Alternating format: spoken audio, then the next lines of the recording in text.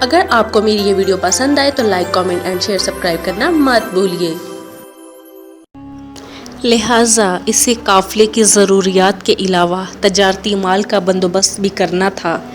اس قافلے میں کئی اور لوگوں کا مال بھی جا رہا تھا، جن میں عباس کے چند دوست بھی شامل تھے۔ آخر ایک دن عباس کو زمرد سے ملنے کا موقع مل ہی گیا۔ اس دن عباس بازار سے کچھ اشیاء خرید رہا تھا، جبکہ اس کی نظر زمرد پر پڑی۔ اسی لمحے زمرد نے بھی عباس کو دیکھ لیا۔ دونوں ایک دوسرے کو دیکھ کر مسکرائے اور ایک دوسرے کی طرف بڑھ گئے۔ عباس نے رسمی طور پر زمرد کی خیریت دریافت کی اور آہستہ سے کہا، تم فوراً وہیں پہنچو، میں آتا ہوں۔ کوئی خاص بات؟ زمرد نے سرسری انداز میں سوال کیا۔ وہ دونوں بھرے بازار میں احتیاط سے گفتگو کر رہے تھے۔ وہ نہیں چاہتے تھے کہ ان کی کوئی بات میں ان کے لیے مسئلہ بن جائے۔ ہاں، بہت خاص بات ہے، عباس نے جواب دیا۔ اچھا، میں چلتی ہوں، زمرد نے کہا اور پھر آہستہ سے کہتے ہوئے چل پڑی، تم جلدی آ جانا۔ عباس نے سر کو ہلکی سی جنبش دی اور اسی دکان کی طرف چل پڑا جہاں سے وہ کچھ دیر پہلے خریداری کر رہا تھا۔ اس نے چند چیزیں خریدی اور انہیں گھر پہنچا کر زمرد سے ملنے چل پڑا۔ زمرد کافی دیر سے کھڑی عباس کا انتظار کر رہی تھی۔ اسے فکر نہ تھی کہ کوئی اس طرف آ نکلے گا، کیونکہ ایک تو علاقہ صحرائی تھا اور دوسرے دوپہر کے سورج نے زمین کو انگارہ بنا دیا تھا۔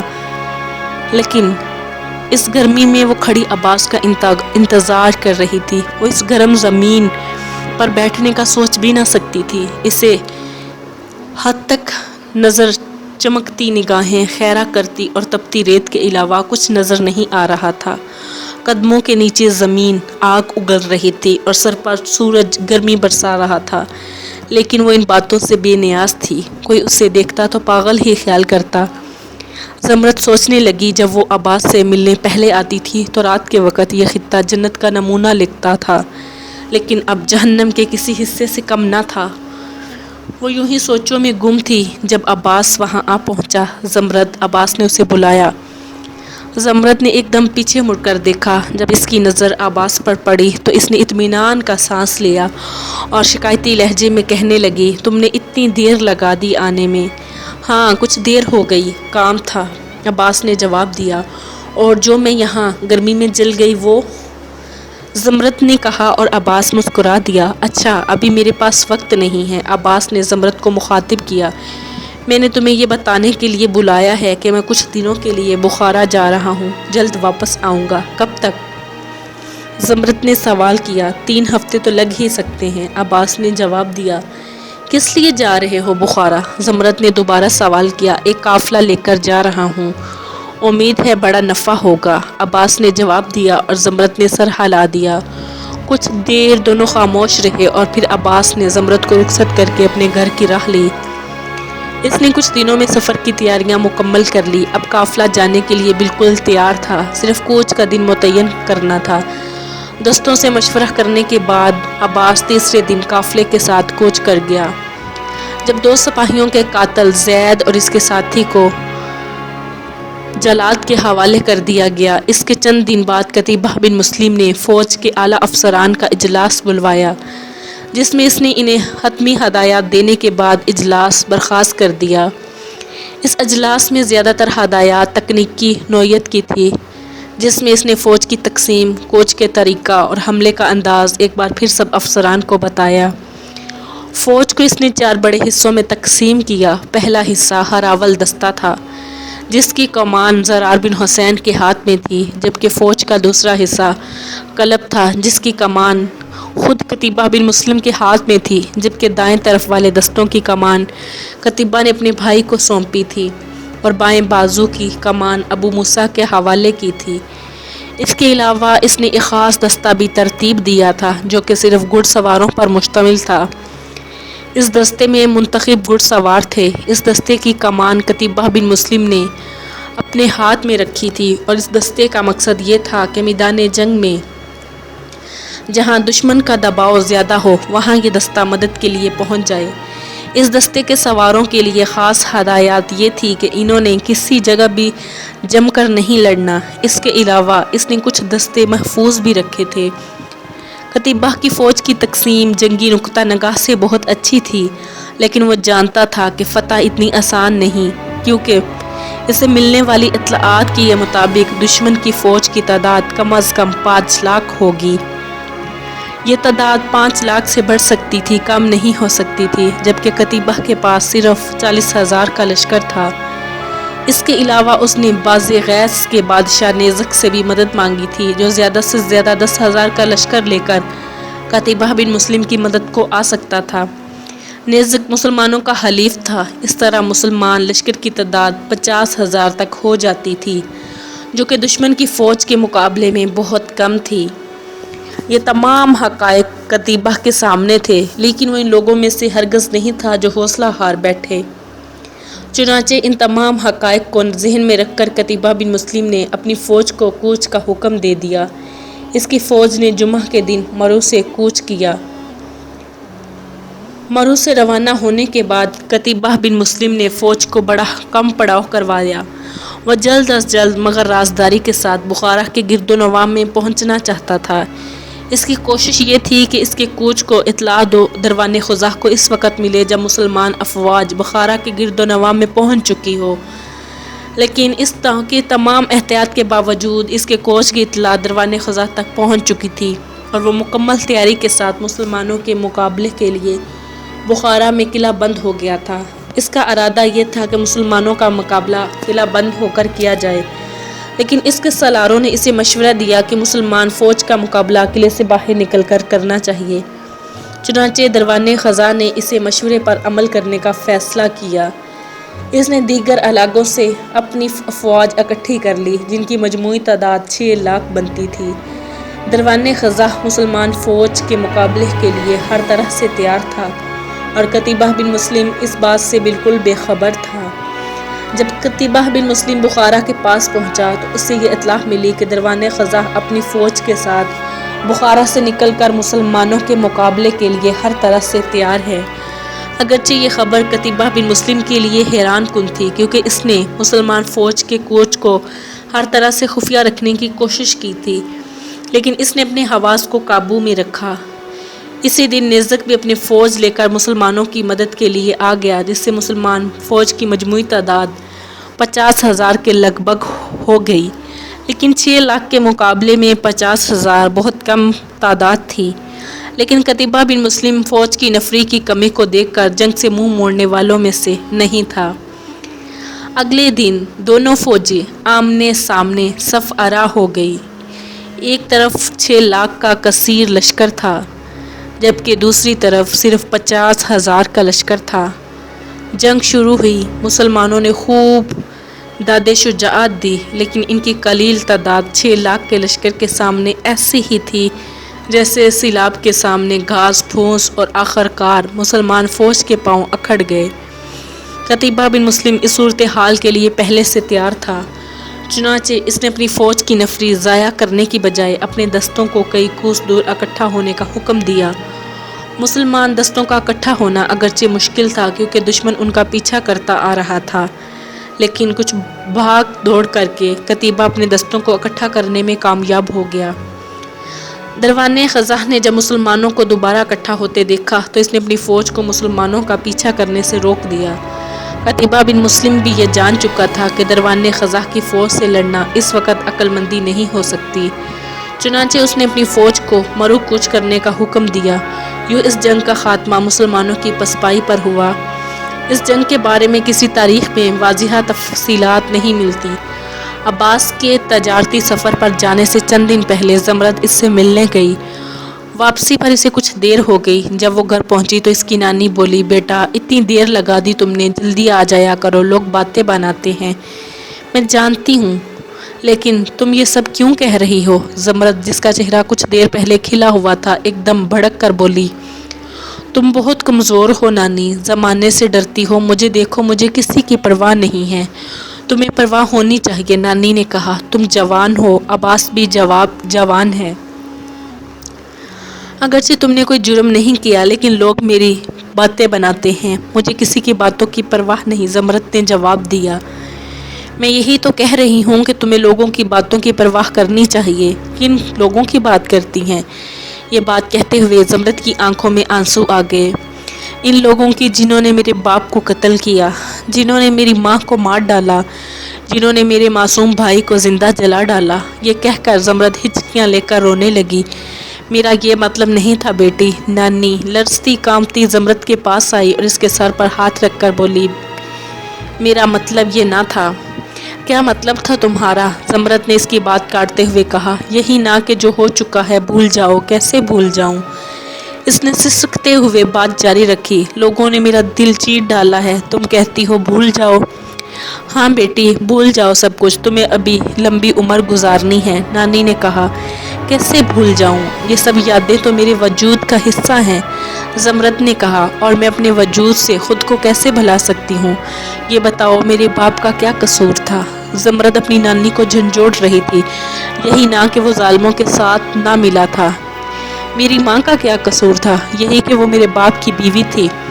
और मेरे मासूम भाई का क्या कसूर था? यही कि वो बर वक्त घर से भाग ना सका था। लेकिन वो मासूम भागता कैसे? उसे तो अभी माँ कहना भी ना आया था। जमरद एक रवानी में कहती चली गई, बस बेटी अब बस कर। नानी ने जमरद को अपने साथ ले लिया, उसे अपने साथ चिपका लिया, जैसे माँ बच्चे को अपनी आगोश में ले लेती है। वो इसे तसल्लियाँ देती जाती थी, लेकिन खुद इसका दिल भी डूब रहा था। ये शायद जमरद की आदत बन गई थी कि किसी भी ऐसी बात पर वो अपने साथ होने वाले मज़ालिम का मातम शुरू कर देती थी। और इस दिन भी ऐसे ही हुआ था। इस दिन वो एक याद को दोहराए जा रही थी। ये 10 साल पहले की बात है। ये लोग बाज़े गैस में रहते थे, जमरद भी, जबकि इसका छोटा भाई सिर्फ 1 साल का था। जमरद के लिए ज़िंदगी कितनी खुशगवार थी। उसका बाप इन लोगों से कितना प्यार करता था।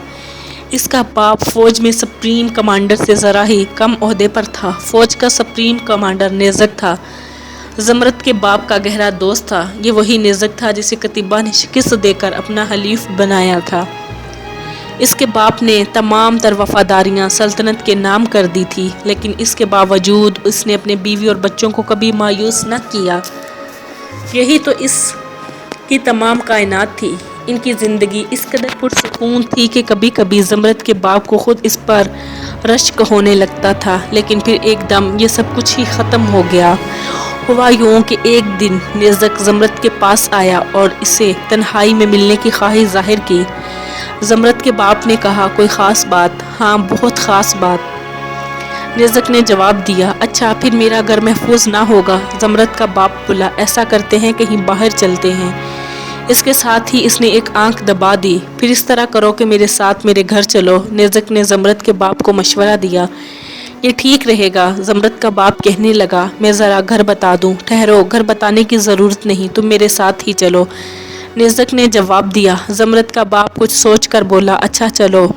दोनों नेज़क के घर चले गए। नेज़क जमरद के बाप को कमरे में बैठाकर बाहर निकल आया और जब कुछ देर बाद वो वापस लौटा तो इसके साथ 2 और आदमी थे। जमरद का बाप इन दोनों को अच्छी तरह जानता था। ये दोनों भी बाज़े गैस की फ़ौज में जर्नेल थे। हम तुम्हें अपने राज में शरीक करने जा रहे हैं। नेज़क ने जमरद के बाप को कहा, उम्मीद है तुम हमारा साथ दोगे और हमारे राज की भी हिफाजत करोगे, वरना। नेज़क के साथ आने वालों में से एक ने कहा, ना तुम महफूज रहोगे ना तुम्हारा ख़ानदान। जमरद का बाप ये बातें सुनकर हैरान रह गया। उसे कम अज़ कम नेज़क से ऐसी तवक्को न थी, लिहाजा वो बोला, नेज़क ये तुम ही हो? नेज़क ने हल्का सा कहकहा लगाया और कहने लगा, हाँ, लेकिन जो बात हम तुम्हें कहने जा रहे हैं इसका तकाजा है कि तुमसे वफादारी का इत्मीनान करवा लें। अच्छा कहो क्या बात? जमरद का बाप बोला, मैं कोशिश करूँगा कि किसी तुम्हारे राज की हिफाजत करूँ, लेकिन ये याद रखना मेरे ख़ानदान पर कोई आँच ना आए। लेकिन ये इस वक्त होगा, दूसरे जर्नेल ने कहा, जब तुम हमें ज़मानत दो कि हमारे राज पर आँच नहीं आएगी। लेकिन मुझे पता भी चले ऐसा क्या राज है। जमरद का बाप बोला, तुम इतने छोटे हो कि ये ना समझ सको कि हम तुम्हारी ज़मानत के बगैर तुम्हें अपने राज में शरीक कर लेंगे। देखो, तुम जानते हो कि मैं तुम्हारे राज की हिफाजत हर हाल में करूँगा, लेकिन इस सूरत में कि ये कानून के लिए मसला ना बन जाए। अगर तुम हमारी मदद नहीं करोगे तो इसमें तुम्हारा ही नुकसान है, नेज़क ने कहा, और अगर हमारी मदद करोगे तो तुम्हारा अपना ही फ़ायदा होगा। पहले जर्नेल ने कहा, अच्छा अब तुम मुझे धमकियाँ दोगे? जमरद के बाप ने कहा, कम से कम मुझे तुमसे ये उम्मीद ना थी नेज़क। इसने नेज़क की तरफ देखा और उठकर चलने लग गया। एक बार फिर सोच लो, नेज़क ने इसे जाता देखकर कहा। اگر تم ہمارے راز کے شریک اور محافظ بن جاؤ گے تو تمہاری قسمت بدل جائے گی۔ مجھے کیا کرنا ہے میں اچھی طرح جانتا ہوں، زمرد کے باپ نے مڑے بغیر کہا اور باہر نکل گیا۔ ارے یہ تو ناراض ہی ہو گیا۔ نیزک اٹھ کر اس کے پیچھے گیا۔ زمرد کا باپ اس وقت گلی کے کونے پر پہنچ چکا تھا۔ جب نیزک تک پہنچا اس نے زمرد کے باپ کے کندھے پر ہاتھ رکھ کر اسے روکا اور کہنے لگا، یار تم ناراض ہی ہو گئے ہو، میرا یہ مقصد بالکل نہ تھا کہ تمہیں ڈرایا دھمکایا جائے۔ چلو میرے ساتھ، مجھے امید ہے تم خیال سے متفق ہوگے۔ زمرد کا باپ کچھ کہے بغیر نیزک کے ساتھ چل پڑا۔ واپس اسی کمرے میں پہنچ کر زمرد کا باپ خاموشی سے بیٹھ گیا۔ اس وقت نیزک کی آواز کمرے میں ابھری، دیکھو تم میرے دوست ہو، اگر میری کوئی بات تمہیں بری لگی ہو تو مجھے معاف کر دینا، لیکن تمہیں اس بات کا اقرار کرنا ہوگا کہ ہمارے راز کی حفاظت کرو گے، چاہے ہماری مدد نہ کرو لیکن اس بات کو راز میں رکھو گے۔ نیزک کہتا چلا گیا۔ جواب میں زمرد کے باپ نے صرف سر ہلا دیا جیسے وہ اس بات کا اقرار کر رہا ہو، ان کے راز کی حفاظت کرے گا۔ یہ ہوئی نا بات، پہلے جرنیل نے کہا، اب میرے خیال میں ہمیں وہ بات کرنی چاہیے جس کے لیے ہم یہاں اکٹھے ہوئے ہیں۔ تمہیں باز غیظ کے حالات معلوم ہیں، نیزک نے زمرد کے باپ کو مخاطب کرتے ہوئے کہا، ہمارا بادشاہ حکومت کیا چلائے گا، اسے تو عیش و عشرت سے ہی فرصت نہیں ملتی۔ نیزک یہاں تک کہہ کر خاموشی سے زمرد کے باپ کی طرف دیکھنے لگا۔ جب زمرد کا باپ کچھ نہ بولا تو نیزک نے بھی پھر کہنا شروع کیا، سلطنت دن بدن کمزور ہوتی جا رہی ہے اور تم جانتے ہو کہ ایسے حالات میں کیا کارروائی کی جاتی ہے، کیا کیا جاتا ہے؟ زمرد کے باپ نے سوال کیا۔ اب آپ اتنی سیدھی بات بھی نہیں سمجھ سکتے، دوسرے جرنیل نے نیزک کے بولنے سے پہلے ہی کہا، ایسے حالات میں ہمیں چاہیے کہ بادشاہ کو حکومت سے علیحدہ کر دیں۔ اس کی بات سن کر زمرد کے باپ کو منہ کھلے کا کھلا رہ گیا۔ کچھ دیر خاموشی سے سب کو گھورتا رہا۔ وہ تو حکومت کے خلاف بغاوت کا سوچ بھی نہیں سکتا تھا۔ پھر وہ نیزک سے کہنے لگا، میں سوچ بھی نہیں سکتا تھا کہ تم ایسی حرکت کرنے کی کوشش کرو گے، اس میں فائدہ۔ نیزک نے کچھ کہنا چاہا لیکن زمرد کے باپ نے اس کی بات کاٹ دی، اور تم بغاوت کس کے خلاف کرو گے؟ چیغوغا کے خلاف، جس کے ہماری گردن پر کتنے احسانات ہیں۔ چیغوغا یہ باز غیظ کے بادشاہ کا نام تھا، لیکن یہ بھی تو سوچو، اسی کی وجہ سے ہم سب تباہی کی طرف جا رہے ہیں۔ پہلا جرنیل بولا، لیکن اس کو سمجھایا جا سکتا ہے۔ زمرد کا باپ بولا، وہ ہماری عزت کرتا ہے، ہماری بات ضرور مانے گا، لیکن مجھے اس کی امید نہیں۔ نیزک نے کہنا شروع کیا، اور مجھے یہ بھی امید ہے تم بہت جلد ہمارے ہم خیال بن جاؤ گے، ایسا کبھی نہیں ہوگا۔ اور کیا تم اس شخص کے احسانات بھول جاؤ گے؟ زمرد کے باپ نے سوال کیا۔ نہ میں اس کے احسانات بھولا ہوں نہ بھولوں گا، اس لیے تو ہم صرف اسے معزول کریں گے، قید نہیں کریں گے، نیزک نے جواب دیا۔ لیکن مجھے تم سے کسی بلائی کی امید نہیں، زمرد کے باپ نے غصے میں کہا، اور یہ یاد رکھنا میں کسی حال میں بھی تمہارا ساتھ نہیں دے سکتا۔ میری وفاداری مرتے دم تک چیغوغا کے ساتھ ہوگی، کیونکہ اسی کی وجہ سے تو آج ہم اس قابل ہوئے ہیں کہ اسی کے خلاف بغاوت کر سکیں۔ اگر تم ہمارا ساتھ نہیں دینا چاہتے تو تمہاری مرضی، لیکن یاد رکھنا کہ اس راز کی حفاظت اب تمہاری ذمہ داری ہے۔ اگر تم نے کسی کو بھی اس بات کا ذکر کیا، نہ تم بچو گے نہ تمہارا خاندان۔ پہلے جرنیل نے معنی خیز نظروں کے ساتھ اسے دیکھا، اور پھر مرد کا باپ سر ہلاتا ہوا اٹھ کر کھڑا ہو گیا۔ اس کے انداز سے لگ رہا تھا جیسے وہ نہ چاہتے ہوئے بھی ایسا کرے گا۔ اسے نہیں معلوم کہ کون کیا کر رہا تھا۔ وہ چلتا ہوا کمرے سے باہر نکل آیا۔ اس کا رخ گھر کی طرف تھا۔ گھر پہنچ کر وہ پلنگ پر نڈھال سا ہو کر گر گیا۔ اس کی سمجھ میں نہیں آ رہا تھا وہ کیا کرے۔ اس کی بیوی نے اسے اس حال میں دیکھا تو وہ بھی پریشان ہو گئی۔ کیوں شاذ و نادر ہی کبھی زمرد کا باپ اس طرح پریشان ہوتا تھا۔ وہ جان گئی کہ